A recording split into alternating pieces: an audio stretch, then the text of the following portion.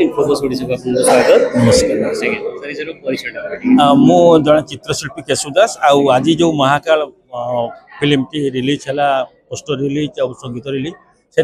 से फिल्म में गोटे छोटिया रोलटे बुढ़ा बापार रोल कर सबुठ खुशी जे आम बालेश्वर कलाकार बालेश्वर सबकि प्रोड्यूसर जी आम देव या गोटे सुंदर भाव से कर नुआ माने निश्चय लगे कहानी पूरा आदिवासी उपरे लोकल कहानी जो ग्रामांचल कहानी आउ बहुत भल होती आपण मान अनुरोध रही आपण मैंने समस्ते आसिक देखिए यही गोटे फिल्म रे गोटे चलचित्र रे बहुत लोक जोड़ी अच्छा माने टेक्नीशियन पाखु बॉय पाखु आरंभ करके कैमेरा माने बहुत लोक 100 रु ऊर्ध्व लोक जड़ित एवं समस्त भविष्य या निर्भर करे तेणु आपण मैंने गोटे गोटे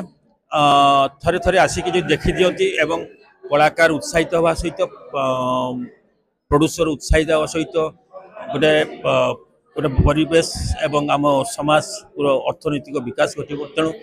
अनुरोध रहा समस्ते निश्चय 19 डिसेम्बर ये रिलीज होती आपने आसवे फिल्म हॉल निहाती देखिए एवं समस्त को उत्साहित करेंगे। धन्यवाद।